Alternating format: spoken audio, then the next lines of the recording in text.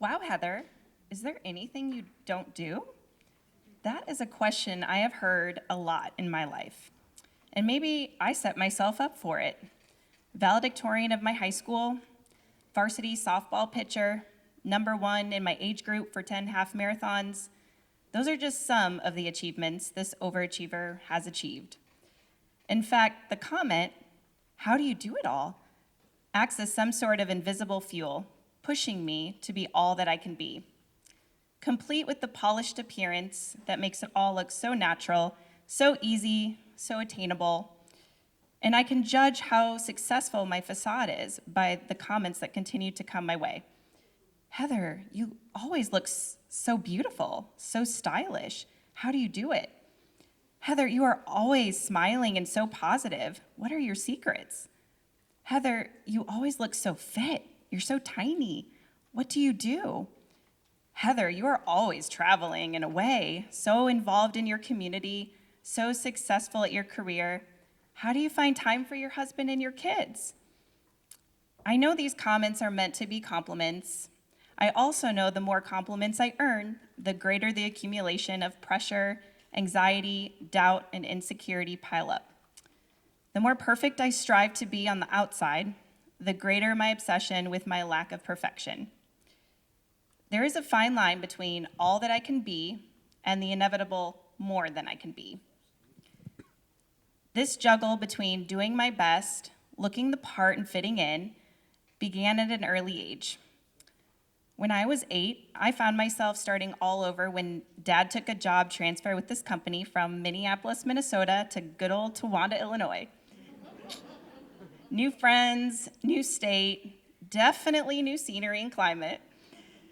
We moved as I was going into 3rd grade. City girl starting at a school where everyone already knew everyone. Most of the kids' families were in farming and agriculture, and it became extra apparent I was not from there when I stepped into my 3rd grade room for the first time. Class size was 12. I was extra proud of my frilly, over-the-top dress with matching frilly socks, hair all done up, dressed to impress. And I remember sitting down in my assigned seat and the girl in front of me whispering to her other popular friends, they must go all the way back to preschool, stated to me, "We don't wear dresses. You may want to wear shorts and a t-shirt next time." I tried to shrug it off and look like it didn't bother me, of course, but deep inside, my heart sunk. Noted, I won't wear dresses. I want to fit in. I must fit in. I must be better. Naturally, I assimilated and camouflaged into middle school effortlessly. It became quite a mission of mine to not just be accepted, but to prove I had more to offer to these newfound friends of mine. I was a model student, the friend that was always available to hang out, and awarded best dressed in 6th and 7th grade. By 8th grade graduation, I had earned the highest honors. All to say, at this point in my life, I had made it. And then my family decided they wanted to move me closer to Bloomington. Big city life, and closer to my father's work. Hearing this news the summer before freshman year of high school, naturally, my life was over. I had just spent practically my entire life proving to myself, to these friends, this school, proving to myself I was good enough, and now I had to start all over? Yes, I did. And you know what? I completely overexceeded everyone's expectations, even my own.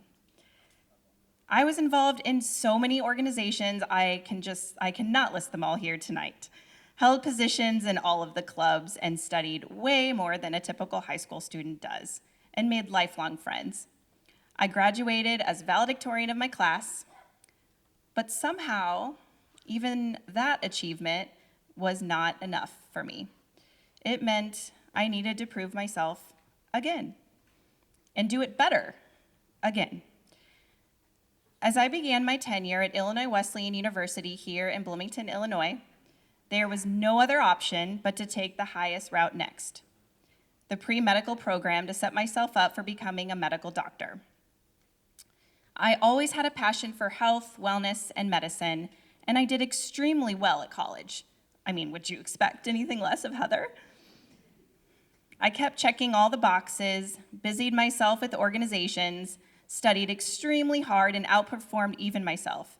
Joined the track and field collegiate team, but something was missing. Myself, my happiness.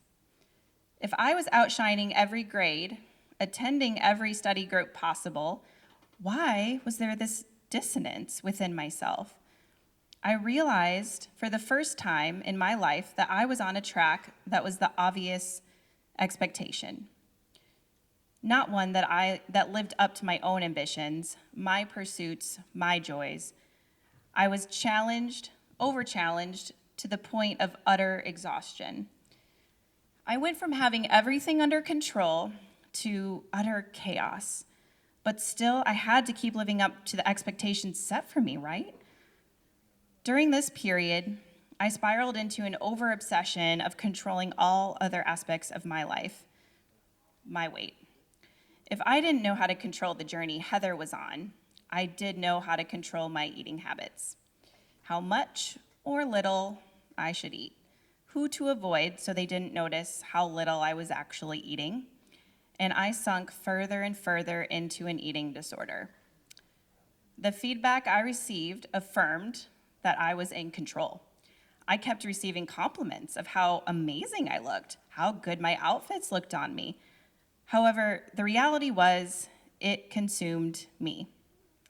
The fear of food consumed my every waking moment, every encounter with food, every party where there would inevitably be food, and essentially every opportunity for socialization for fear of being exposed.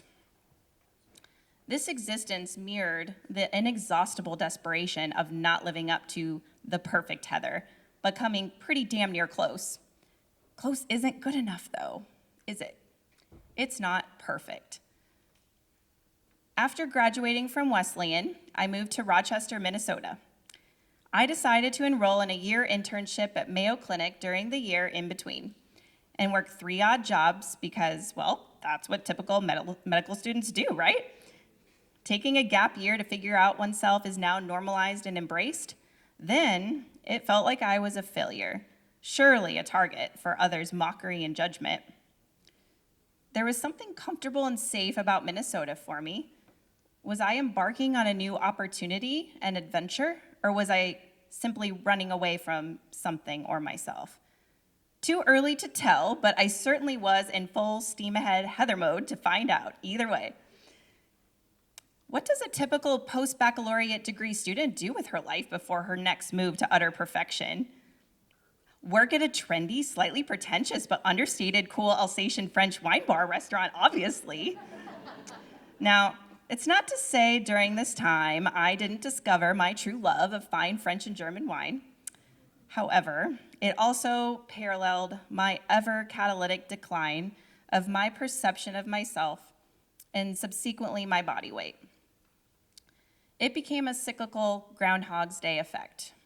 Wake up before anyone else in the apartment complex, robotically elliptical for at least 90 minutes while mindlessly watching Robin Mead. Busy yourself, Heather, with 3 jobs. No one will notice. Too busy to sit down and eat. Too busy to hang out with a good friend. Keep going. Don't stop and eat that bread. Shit, why did you eat that slice of bread? Damn it, you suck. Failed. Now you may as well just eat the whole damn loaf. Start over tomorrow. Go to bed and hide from your roommate. You can do better next time. Alarm goes off. Time to elliptical again. New day. It was fall of 2008, 1 year later. I remember looking down at the scale, reading 83 pounds. It seemed blurry, the same way my eyes try to orient to the fog or a pitch black evening. I was in and out of my body in that very moment. I recall screaming out loud to myself and as if there was a crowd around me on the edge of their seats, I will not do this anymore. I did not figure out how to fix all the underlying emotions leading to this very moment. However, it was inexplicable and resounding feeling. I knew that I am enough. I have always been enough, and I will always be enough.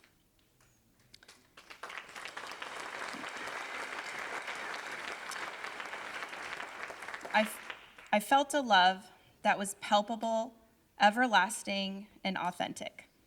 God's love.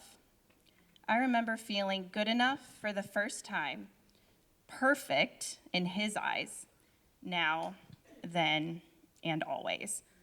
A huge weight lifted from my chest, and I was ready to let go of the race to perfection, of the need to prove myself to others, of the path of expectation. I was free to be beautifully me. Fast forward to today, I am not defined by my affirmations from others. I am not defined by my list of awards and honors. I am not defined by how many committees I'm on, nor by how many leadership positions I hold. I'm not defined by my trauma. I am, however, defined by my connections and interactions with others. I am defined by how my darling kids light up my world with their joy in the majesty, purity, innocence of pointing out a cumulus cloud in the sky, an extraordinarily large fry, a beautiful scripture randomly spewed on a car ride to the grocery store. These things define me, solidify me, embolden me to be the best version of myself. Suffering with an eating disorder is no joke, ladies. Many women and men suffer in silence, all ages, genders, socioeconomic backgrounds. It does not discriminate. I am here to say I have overcome my eating disorder victoriously, but I am also here to say no bullshitting. It is a lifetime battle and mindset. Finding the right support system, loving community of friends and family, counseling and accountability is key and crucial in my recovery process.